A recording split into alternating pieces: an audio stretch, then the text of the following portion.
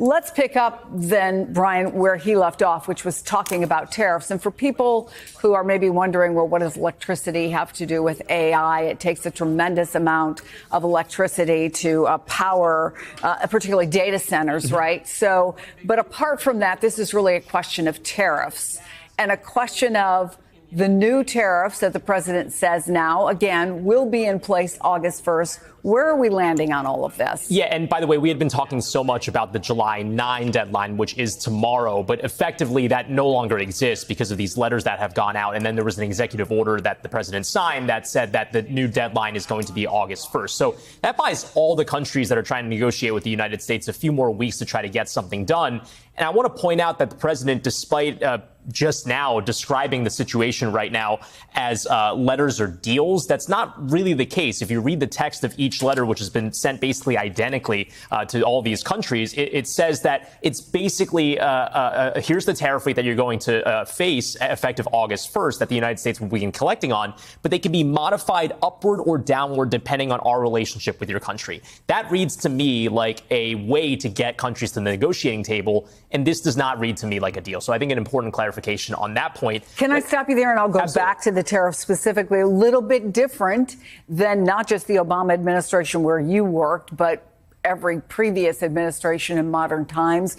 Tariffs involve negotiations. This is the president saying, I'm going to tell you where we're starting. I'm going to put it in writing, and then maybe not, we'll have some negotiations. There's too many of them, he said, to talk to them individually. Yes, there's no reliability, there's no consistency. And to remember, Chris, what he was talking about, he said basically from the 18th, 19th century, almost up until the 20th century, America had tariffs. They had tariffs to protect indigenous industry. We were competing against Great Britain and Germany that had much more sophisticated economies.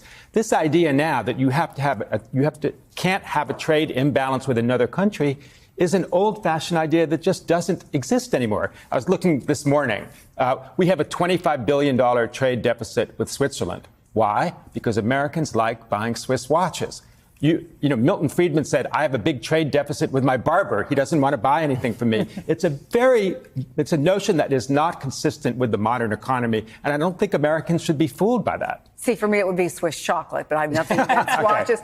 So let's go back to the countries that are at least seemingly most immediately impacted and what it means for all consumers. Yeah, well, among the letters that were published yesterday were letters to countries that are very, very, very small in terms of their trade relationship with the United States, countries like Laos and Cambodia, but also some major traders as well, like South Korea and Japan, where the stated tariff rate is going to be 25%. But Rick, to your point, I want to point out that those numbers, we don't really know where they're coming from. Now, the president did have that big poster board the first week of April in the Rose Garden where he said these are the so-called reciprocal tariffs that are going to be needed to make for fair trade in the United States. But reciprocal implies it's what the other country is tariffing American goods going into their country. But when you look at the actual calculation from the CEA of how that number is brought about, it has no accounting for the actual tariff rate that another country applies. It is an estimate of what tariff rate would be needed to close the trade deficit with that country, which, again, that's not really how the modern economy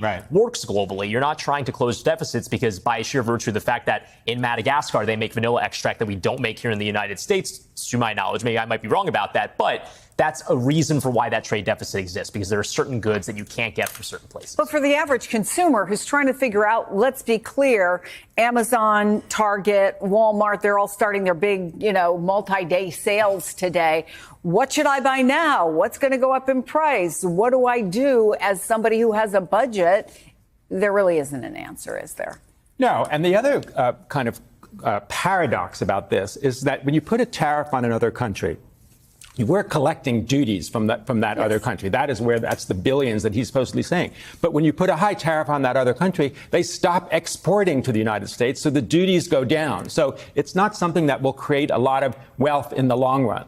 And to your question about the consumer impact, again, I think the story here is that even if the tariff rates are put into effect on August 1st, it would take months for retailers to bleed Yes. that down to the actual price tags that you see at the store. But again, whether or not the tariff rates go up on August 1st is an open question. The president's rhetoric changed. Yesterday, he was asked about that August 1st deadline. He said that it's not 100% firm, but then he posted on Truth Social and very heavily implied during this engagement with the press just now that it is indeed 100% firm. So we don't know. Well, Peter Baker, he also suggested in this Q&A that's continuing to go on right now that he's been misrepresented, as changing his mind. But where does all of the tariff where do all the tariff discussions stand? And do we have any idea where all of this is going? Sorry. So, yeah, he changes his mind all the time, Chris. You know that, obviously. We've just talked about that. The July 9th deadline is now the August 1st deadline. At one point, Scott Bessent said we can still negotiate up to Labor Day. It's a hard thing for businesses in foreign countries to grapple with because they have to make plans. They have to assume certain expectations in order to move forward. And of course, he changes his mind all the time. And he changes his mind depending on who's in the room with him and how flattering they are to him and what kind of deal he thinks he can get from them. So, look, this is the way he does business. He thinks it's been a successful formula for him in business over the course of his time as a real estate developer and his course of the first term of his presidency and now 4 or 5 months into his second term. All right. Because you talked about the fact that flattery sometimes works with this president, I want to make a turn here because we were speaking when we went into the president about Israel and the latest on Benjamin Netanyahu being here, the conversations that they have been having. Peter, Trump has made no secret of the fact that he would love to have a Nobel Peace Prize. And Benjamin Netanyahu, who is in a very different place than Donald Trump is right now on what should be the next step in the war with Gaza, had a kind of announcement to make. Let's play that to remind people who may not have seen it. So I want to present to you, Mr. President, the letter I sent to the Nobel Prize Committee. It's nominating you for the Peace Prize, which is well-deserved, and you should get it.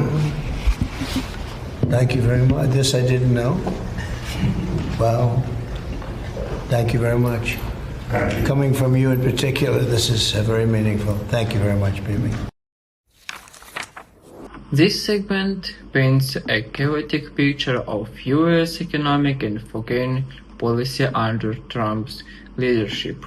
From shifting tariffs deadlines to back and forth states on Ukraine, the trough line is unpredictability, impulsivity, and the government's style folded by vanity, not strategy. The tariffs discussion reveals a deep misunderstanding or rejection of modern global economic.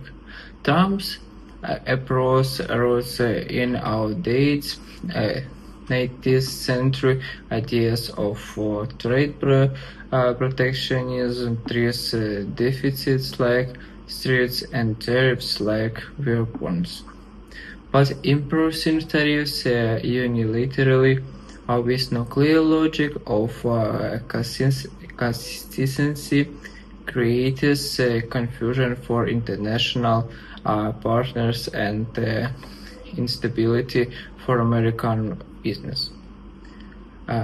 Announcing tariffs rates and retroactively negotiation them undermines trust and invites retaliation, not cooperation. At the same time, the contradictory Ukraine stance is striking. Trump shifts from cutting off weapons to reinstating them, not based off strategy but seemingly due to transforming the frustration with Putin or a need for better press. His administration support if Jinjin lack the consistency and planning required by Ukraine and its allies.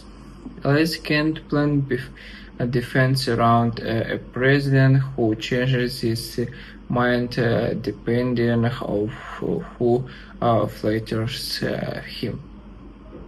Then comes the absurd teaser. Netanyahu nominating Trump for a Nobel Peace Prize. It's performative flattery aimed at gaining favor, a clear example of how world leaders manipulate Trump's vanity for diplomatic leverage. What emerges is a pattern, a transactional leadership. Trump is driven less by doctrine than by personal perception, ego, and spectacle. This creates instability not only in trade and diplomacy, but in global trust in the US itself. The question for America isn't whether Trump supports tariffs of Ukraine, it's whether a president this erratic can be relied on to lead in a volatile world. And for alias, how long can global cooperation survive under such unpredictability?